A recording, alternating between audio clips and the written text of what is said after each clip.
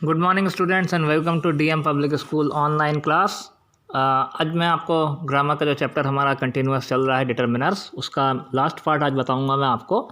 आज हम पढ़ेंगे एन का यूज़, ANN जो होता है ये कहाँ यूज़ होता है, इसका यूज़ हम पढ़ेंगे। तो चलिए शुरू करते हैं।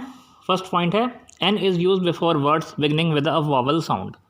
एन कहाँ यूज़ होता है? जहाँ पर पहला अक्षर किसी भी वर्ड का वॉवल से शुरू हो रहा होता है। वॉवल्स क्या होता है, कॉन्सोनेंट क्या होता है, ये मैं इससे पहले पिछले वाली वीडियो में आपको बता चुका हूँ। किसी को नहीं समझ में आया हो तो वहाँ से देख सकता है।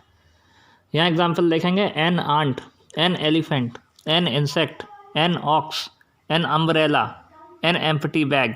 इन सबसे पहले एन का इस्तेमाल होगा। अब आप कहेंगे कि अम्ब्रेला से पहले क्यों हुआ है, तो इसका एक्सप्लेनेशन पिछले वाले वीडियो में दिया गया है। Second point, an is use before a noun और adjective which begins with a silent h and the accent is on the second letter।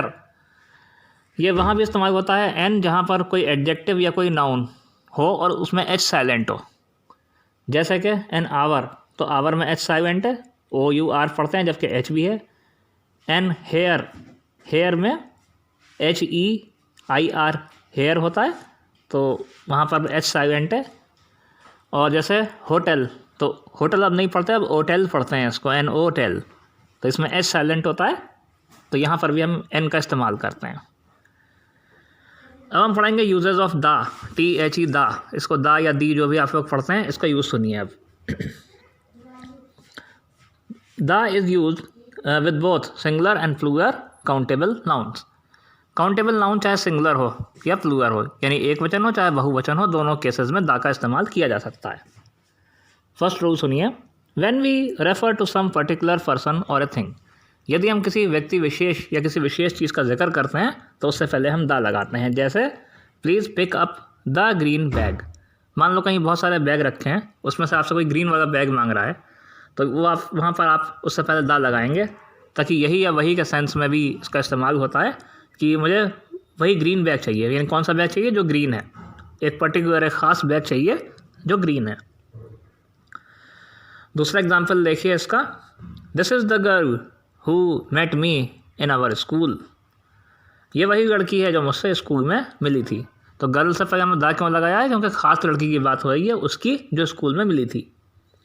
Third rule देखिए इसका, second rule, when a singular countable noun indicates a whole class. जब एक singular noun हो, countable noun हो, और वो किसी पूरी क्लास या पूरे ग्रुप के बारे में बताए, तो वहाँ पर द का इस्तेमाल करते हैं। The dog is a faithful animal. Example में देखिए, the dog is a faithful animal. अब यहाँ द डॉग किस लिए लगाया गया है? ताकि दुनिया के सभी डॉग्स के बारे में बताया गया है कि दुनिया के सभी कुत्ते जो होते हैं वो फेथफुल होते हैं। तो इस तरह से यहाँ पे द का, इस वजह से यहाँ पर द का इस्तेमाल किया गया है। Third point, before the name of public buildings, newspaper, holy books etcetera.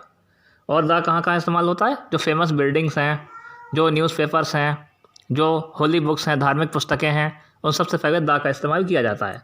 जैसे द ट्विन टावर, एक बहुत मशहूर बिल्डिंग है। द टाइम्स ऑफ इंडिया या द टाइम्स, ये भी एक अखबार का नाम है। द बाइबल, अंग्रेज़ों की धार्मिक पुस्तक बाइबल, इससे पहले द का इस्तेमाल किया जाता है, क्योंकि ऐसा माना जाता है कि ये चीज़ें दुनिया में सिर्फ एक ही हैं, तो उन सब चीज़ों से पहले हम द का इस्तेमाल करते हैं।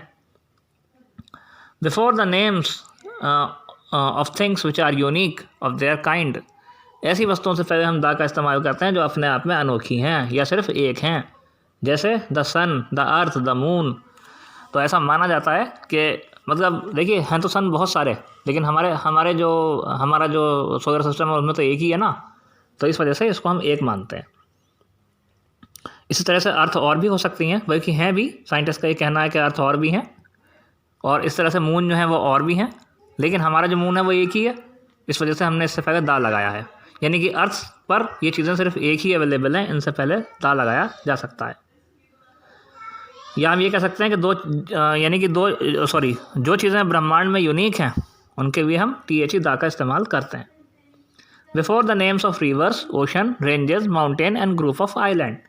अगला रूल ये कहता है कि जितने जोग्राफिकल फीचर्स हैं, जैसे किसी पहाड़ का नाम है, किसी ओशन का नाम है, किसी पर्वत श्रृंखला का नाम है, किसी आइलैंड का नाम है, तो उससे पहले हम द का लगाएंगे। जैसे the Thames, the Pacific ocean, the Alps, else पहाड़ हैं, माउंटेन्स हैं।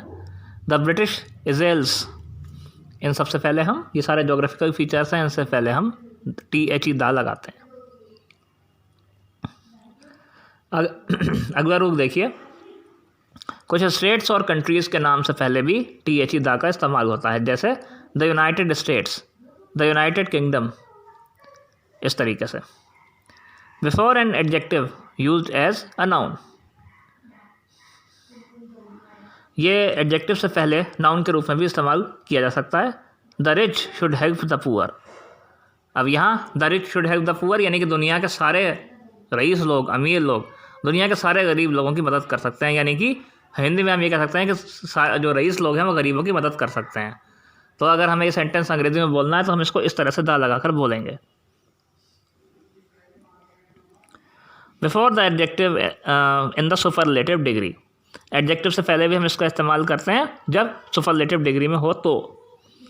It is the coldest weather, यानी कि यह सबसे ठंडा मौसम है। यहाँ कोल्डेस्ट क्या है, सुपरलेटिव डिग्री है, मौसम के लिए इस्तेमाल की जा रही है। This is the tallest tree in the park, ये पार्क का सबसे ऊंचा पेड़ है।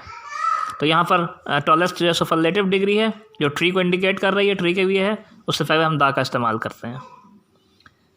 और लास्ट रूल देखिए, 9th rule, as an adverbial way, इसको हम कई बार एडवर्ब की तरह भी इस्तेमाल कर सकते हैं। जैसे एग्जांपल देखिए, the sooner the better, the sooner the better यानी कि जितनी जल्दी करोगे उतना ही अच्छा है, यानी काल करे सो आज करे सो अब जो बोलते हैं उसके भी अंग्रेजी में हम इस्तेमाल करते हैं मुहावरा द सूनर द बेटर। दूसरा, the more one has the more one desires, यानी कि किसी के पास जितना होता है वो उतना ही अधिक चीज़ होने की कामना करता है। तो इस तरह की जो इडियोमेटिक इंग्लिश होती है ये एडवर्बियल फॉर्म में होती है, तो ये दा जो होता है यहाँ पर एडवर्ब की तरह इस्तेमाल होता है। तो मैं उम्मीद करता हूँ दा के सभी यूजेस आपको समझ में आ गए होंगे विद एग्जाम्पल। कोई भी आपका प्रॉब्लम हो तो आप ग्रुप में कमेंट करके मुझसे पूछ सकते हैं। Thank you very much for joining DM public school, और ये डिटरमिनर्स का लास्ट पार्ट था।